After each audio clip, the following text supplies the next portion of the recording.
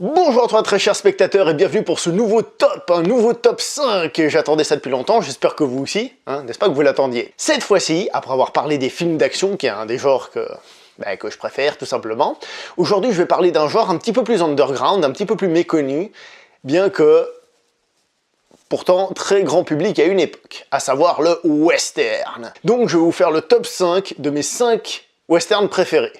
Mais je vais un petit peu tricher, un peu comme pour le dernier top, parce que choisir seulement 5 films, c'est pas possible pour moi. Il faut que j'en choisisse plus. Alors ce que je vais faire, c'est choisir 5 films de réalisateurs différents et profiter de cette occasion pour vous présenter ces réalisateurs, et j'espère vous donner l'eau à la bouche et vous donner envie de découvrir ces films.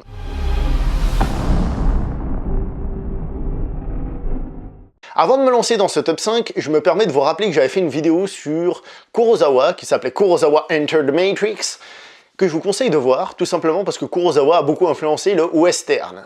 Donc, si vous ne l'avez pas vu, jetez-y un petit coup d'œil avant, ça peut être utile. Comme d'habitude, c'est un top très personnel, c'est-à-dire qu'il se base sur mes goûts à moi. Ça dépend aussi souvent de l'ordre dans lequel on a découvert les œuvres.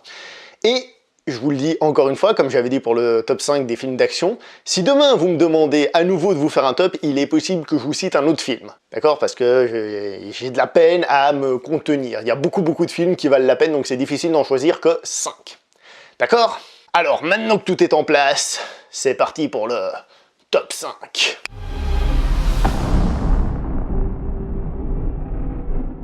Et on commence tout de suite par la 5e position, à savoir La Horde sauvage de Sam Peckinpah. Le western est en gros divisé en 3 grosses catégories. L'une, c'est le western classique, traditionnel. Une autre, c'est ce qu'on appelle le western spaghetti, le western italien, le western européen, qui existait avant Sergio Leone, mais qui a pris un gros essor à l'époque de Sergio Leone. Et nous avons ce que nous appelons le western crépusculaire. Le western crépusculaire, dont le plus grand représentant, je ne sais pas s'il en est l'inventeur, mais le plus grand représentant est Sam Peckinpah. Et La Horde sauvage est son film peut-être le plus représentatif. La Horde sauvage, c'est un film sauvage, c'est un film violent sur la fin de l'Ouest. Il y a des petits détails qui nous montrent que l'Ouest américain n'est plus ce qu'il était dans ce film, par exemple les pistolets. Alors je ne suis pas du tout un expert en armes, mais vous verrez que ce ne sont pas les classiques pistolets avec le barillet. Il y a une évolution déjà, il y a des voitures qui arrivent, ça parle de la fin de l'Ouest, et ça en parle avec énergie et violence, un film à voir. Absolument. Puisque nous parlons de Sam Peckinpah, je profite aussi pour vous dire qu'il a fait d'autres westerns très bons, dont celui-ci, Pat Garrett et Billy the Kid, qui est aussi un western crépusculaire. Et il a fait d'autres films, mais je dois vous avouer que je ne suis pas très connaisseur des films de Sam Peckinpah. Quoi qu'il en soit, La Horde sauvage, un excellent film, et celui-ci, un très bon film aussi à voir.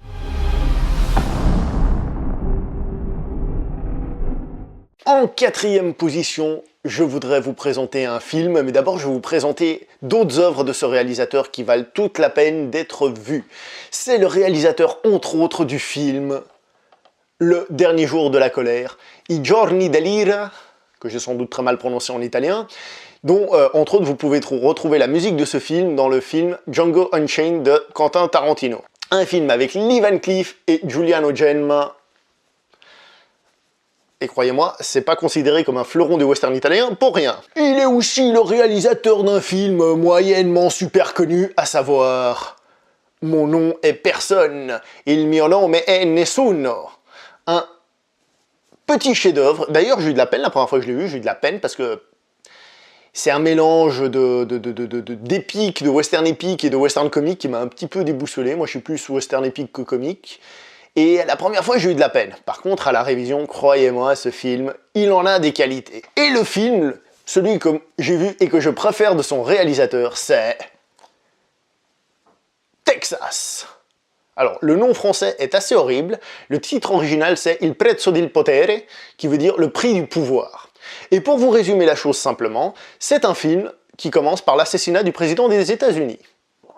Voilà. Dans ce film, nous avons évidemment Giuliano Gemma, celui dont j'ai parlé avant, qui est un acteur que j'aime beaucoup. Alors, comment vous parler de ce film simplement? Mais en fait, des autres aussi, c'est ça le problème. Il a une musique qui est phénoménale, Une musique très western, justement, les acteurs sont très bons, le sujet est fort, la réalisation est merveilleuse, et le nom de ce réalisateur, c'est Tonino Valeri, qui était l'assistant de Sergio Leone, et considéré comme un de ses meilleurs élèves. Et croyez-moi, ce film Texas, qui était sorti aux éditions Artus, qui avait ressorti plein de westerns italiens, alors que moi je trouvais qu'il n'en sortait plus pour un moment, jetez-vous dessus. D'ailleurs, jetez-vous sur ses autres films aussi, c'est un très grand réalisateur.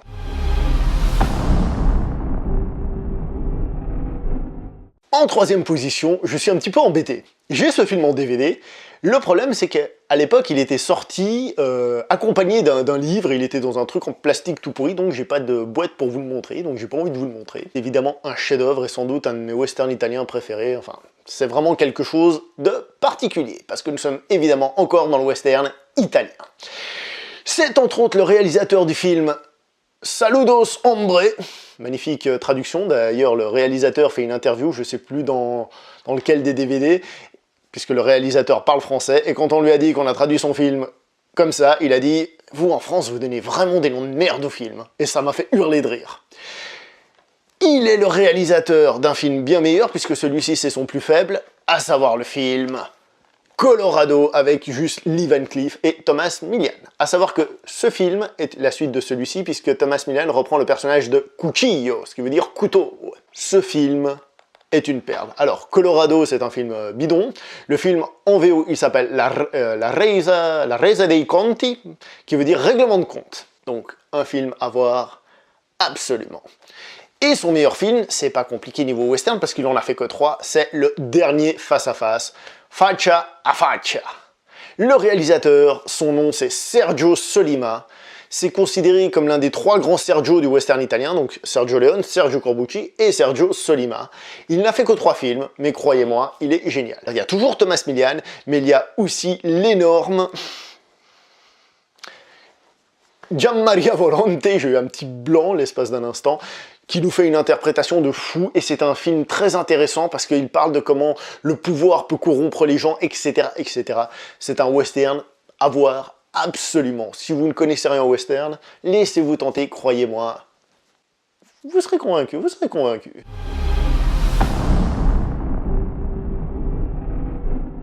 En deuxième position, je suis un petit peu embêté parce qu'en réalité, je vais vous présenter un seul film. Je ne vais pas vous présenter tous les films du réalisateur parce que je ne sais pas ce qu'il a fait d'autre. Par contre, ce film-là, il est excellent.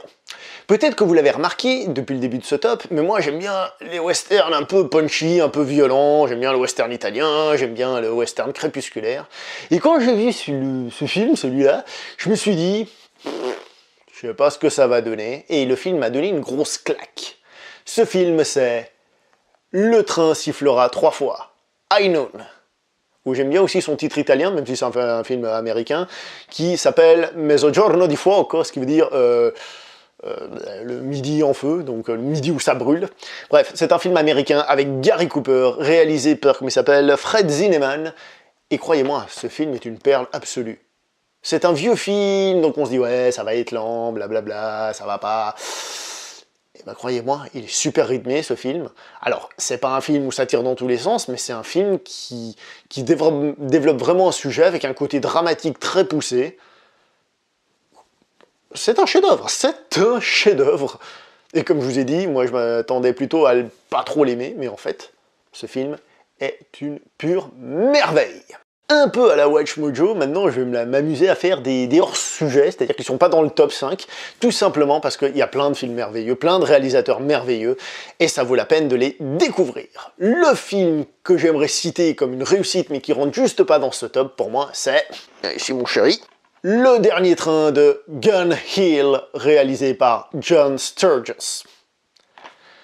Encore une fois, un western américain. Je dis ça parce que les westerns américains de base me plaisent moins que les westerns italiens par exemple. Mais il y en a quand même certains qui arrivent à tirer leur épingle du jeu en faisant des choses quand même pas mal. Ce film est évidemment Kirk Douglas et Anthony Quinn, c'est écrit dessus, et c'est un film avec de la tension, avec un duel final, avec plein de choses. Il y a juste un moment où là, il y a une espèce de Deus Ex Machina un peu facile, mais à part ça, le film est excellent du début à la fin. John Sturges, est-ce que vous savez qu'il a réalisé entre autres un western considéré parmi les plus cultes du cinéma, à savoir Les 7 mercenaires. Oui, le remake du film de Kurosawa, c'est lui, John Sturges. Évidemment, aussi un excellent film à voir absolument. J'ai mis Le Dernier Train de Gun Hill parce qu'il est un peu moins connu et parce qu'il a beaucoup de goût, mais c'est un excellent, excellent film aussi. Et papa péchant, il y a tout qui est en train de tomber, là je vous explique même pas. Il est aussi le réalisateur d'un autre film culte avec Kirk Douglas, à savoir OK Corral. Alors, ce film, je l'aime déjà un petit peu moins. Alors certes, il a 2 monstres sacrés, il a ce que vous voulez. Je le trouve un petit peu moins bon, là, comme ça, tout de suite. Alors, à la base, c'était censé être un film qui parlait d'homosexualité, et les producteurs ont eu un petit peu peur, donc ils ont rajouté une femme pour ce personnage-là, interprété par Burt Lancaster. Ouais, c'est juste, Burt Lancaster. Histoire de rassurer le public de l'époque. Il n'empêche que le film est pas mal, et c'est un film culte. John Sturges a aussi réalisé celui-ci, Coup de feu en retour, qui est un film moins bon, clairement moins bon que les autres, là, que je viens de citer. Il se laisse regarder, il a un scénario sympa, mais c'est pas le meilleur du réalisateur. Il est aussi le réalisateur de ce film, 7 secondes en enfer, Hour of the Gun, que je vous conseille ardemment. Pourquoi? Parce que c'est un peu une suite, sans faire tout tomber, c'est un peu une suite à OK Corral. OK Corral, c'est l'histoire classique de Wyatt Earp qui finit par ce gunfight à OK Corral. Et celui-ci, en fait, il commence par le duel à OK Corral. Et d'ailleurs, le début du film est phénoménal. La musique de Jerry Goldsmith, les scènes lentes au début pour introduire tout ça, on se croirait c'est chez Sergio Leone. Et très honnêtement, c'est un film aussi très intéressant parce que le Wyatt Earp, le cowboy, mais surtout le shérif, il est même plus que shérif, il est quoi déjà? Il est le marshal, voilà, c'est le mot que je cherchais, c'est même pas écrit, le marshal Wyatt Earp, eh ben on sait plus trop s'il est là pour faire régner la justice à l'américaine classique, ou si c'est un personnage ivre de vengeance, donc c'est un film très intéressant. Donc, John Sturges, réalisateur à découvrir, et Le Dernier Train de Gun Hill, un chef-d'œuvre à découvrir. Toujours dans les hors-classement, j'ai envie de vous présenter 2 films d'un réalisateur dont je pense qu'il faut que je creuse la filmographie absolument, à savoir Anthony Mann et son film Winchester 73, Winchester 73, Winchester 73, Winchester 73, Winchester 73, et on va s'arrêter là parce que ça va faire beaucoup. Et ce film est une petite perle, c'est encore un film en noir et blanc, encore un western en noir et blanc. Faut croire que je préfère les westerns américains en noir et blanc, on va savoir pourquoi. Et c'est un film qui a certes un personnage principal, mais qui parle vraiment de ce fusil. C'est un film qui parle de l'histoire de ce fusil, qui est une espèce de fusil maudit qui va de personne en personne. Et du coup, ça fait de ce film un très très bon film à découvrir.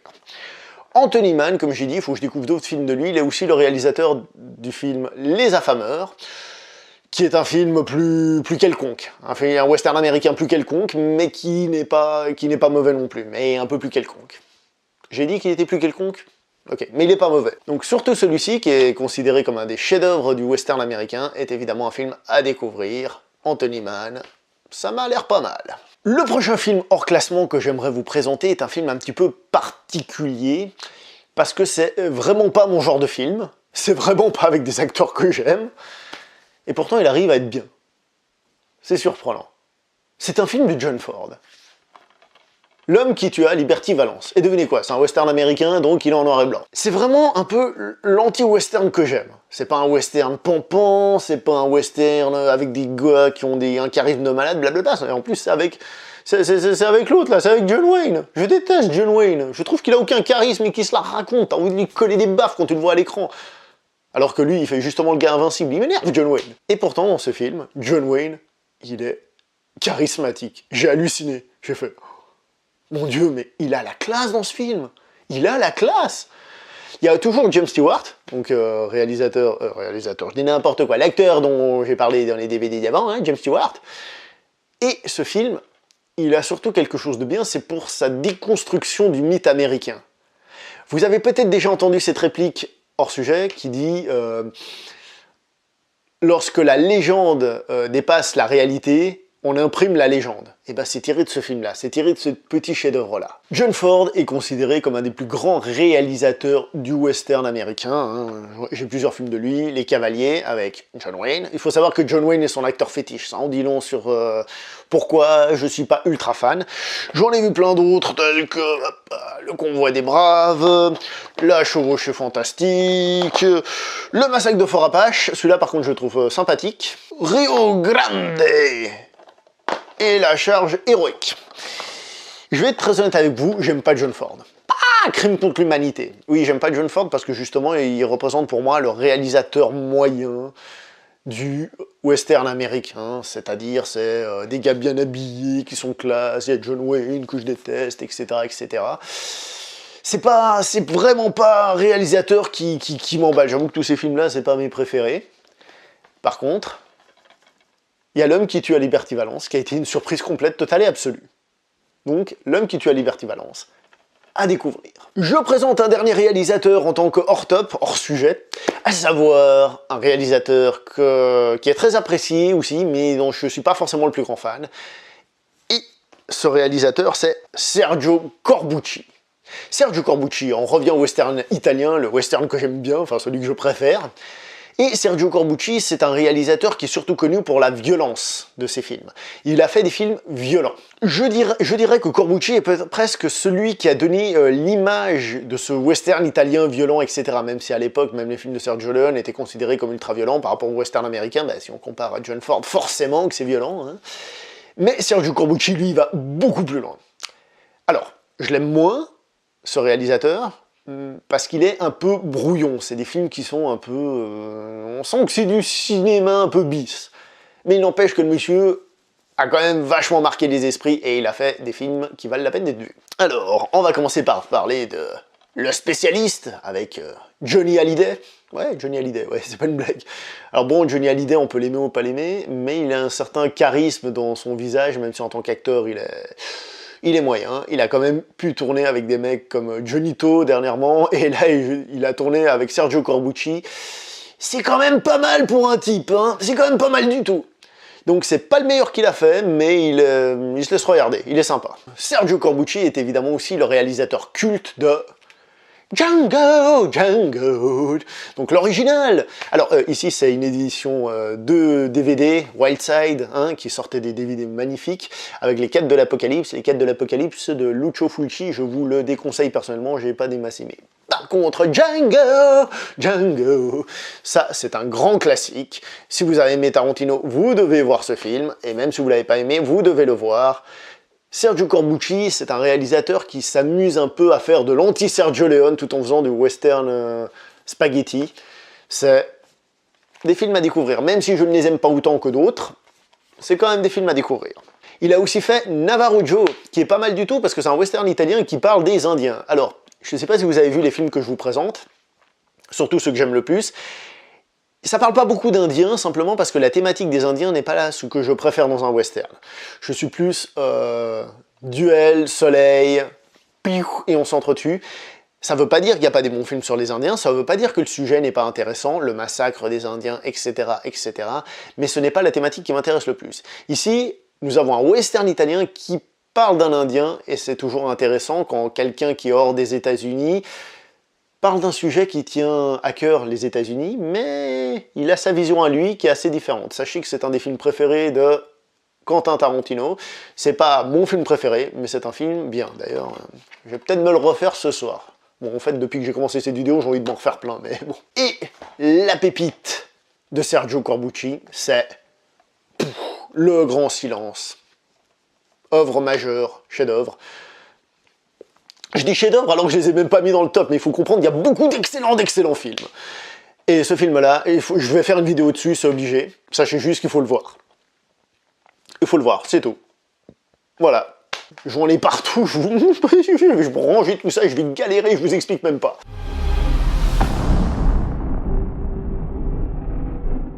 Bon, on revient au numéro 1 de notre top, mais je pense que vous avez déjà compris, parce que j'en ai déjà parlé dans cette vidéo, à savoir Sergio Leone, et mon film préféré de Sergio Leone, qui ne sera pas le préféré de tout le monde, je le sais. Certains préfèrent un autre film, moi je préfère celui-ci, à savoir le chef-d'œuvre Il était une fois dans l'Ouest. Ça aussi, je ferai une vidéo dessus, c'est pas possible. D'ailleurs, dans la vidéo des 100 abonnés, on m'a demandé de faire une vidéo sur un de mes films préférés. Je pense que ce sera celui-là. Vous l'avez pas vu? Pauvre tâche, regarde-le. Un chef-d'œuvre, chef-d'œuvre, chef-d'œuvre, chef-d'œuvre, chef-d'œuvre, chef-d'œuvre. Tout est parfait. Tout est parfait. Tout est parfait. Mais que cela ne tienne, Sergio Leone, c'est un super méga giga réalisateur. Le réalisateur de Pour une poignée de dollars, que j'aime un tout petit peu moins. Oui, c'est encore l'édition espagnole, comme sur la vidéo de Kurosawa. Parce que il est un petit peu plus classique par rapport à la masse des westerns italiens. C'est normal, c'était le début. Il y a 2-3 plans, il y a un certain Clint Eastwood, il y a un Gianmaria Volonté, c'est très bien. Mais c'est vraiment pas le meilleur film qu'il a fait. Et pour quelques dollars de plus, Lee Van Cleef, Clint Eastwood, Gianmaria Volonté. Comment vous dire que ce film est l'un des plus grands westerns qui existent sur Terre? En même temps, je suis pas sûr qu'il y en ait sur Mars des westerns, mais ce film est à voir absolument. C'est un chef-d'œuvre, chef-d'œuvre, chef-d'œuvre, chef-d'œuvre. Est-ce que je dois vous parler de ce film? Le bon, la brute et le truand. Non, sérieusement, je dois vous en parler? Avant même que je sache que j'ai vu ce film, que je sache ce que c'était, on connaît tous la musique, on connaît tous le nom de ce film. C'est un film cultissime, c'est un film qui mélange l'humour et la violence, c'est un film à découvrir. C'est pas mon préféré de Sergio Leone, hélas. J'ai dit que certains préféreraient celui-là. Moi, c'est pas mon préféré, mais c'est un film à voir aussi. Et j'aimerais aussi vous parler de ce film de Sergio Leone, à savoir Il était une fois la Révolution, qui est ce qu'on appelle un western Zapata. Donc le western Zapata, c'est un western dit politique qui se passe souvent au Mexique, la Révolution mexicaine, et qui profite pour balancer des petites choses. Faut pas oublier que le western italien n'est pas soumis justement à la vision américaine. C'est une autre vision, donc pour les Italiens, ils peuvent se permettre d'autres choses, dont le western Zapata, dont l'un des plus connus, c'est le film El Chuncho, que d'ailleurs je vous recommande aussi si vous en avez l'occasion. Il était une fois la Révolution, il faut savoir que c'est le film préféré de Sergio Leone lui-même. Et autant le dire tout de suite, c'est une masterpiece. Encore une fois, c'est celui que j'ai regardé avec peut-être le moins d'appréhension, dans le sens où je me suis dit, bon, on verra, au hasard, m'en fous, je sais pas ce que ça vaut. Et en fait, le film est excellent. James Coburn, il a un charisme de malade, comme tous les acteurs, toujours avec Sergio Leone, c'est toujours un truc de malade, le charisme des acteurs, voilà. À découvrir aussi. Bon, voilà, c'était le top 5. Top 5, comme d'habitude, top 200, je pourrais compter tout ce que j'ai sorti là. D'ailleurs, je vais galérer pour ranger tout ça. J'espère, quoi qu'il en soit, que ça vous a intéressé, et croyez-moi, tous les films que j'ai présentés, ceux de John Ford, c'est ceux que je recommande le moins, à part L'homme qui tue à Liberty Valance. Mais pour les autres, vous pouvez y aller sans autre et me dire ce que vous en pensez. Si vous ne connaissez rien au western, cette vidéo, j'espère, va vous donner envie d'en découvrir. J'aurais pu parler aussi, évidemment, du western comique. On l'appelle Trinita, par exemple, qui est un classique. Mais je voulais rester dans le vrai western, vous savez, les trucs de mec, quoi. Mais on l'appelle Trinita, si vous tombez dessus, vous pouvez le regarder sans autre. C'est aussi un excellent film. Bon, je pense que vous avez compris l'idée. J'espère que ces titres de films, si vous ne les avez pas vus, vous allez les découvrir. C'est obligatoire, vous devez voir ces films. C'est pas « oui, non, mais peut-être... » pas d'excuses. Tout ça, c'est à voir. Et une fois que vous les aurez vus, vous m'en direz des nouvelles. Bon, on s'arrête là pour cette vidéo parce que j'ai l'impression que je divague. On se voit dans une prochaine vidéo. J'espère que ce top vous a plu. N'hésitez pas à liker, partager, commenter, abonner et à recommencer. On se voit pour une prochaine vidéo. À la prochaine, cowboy!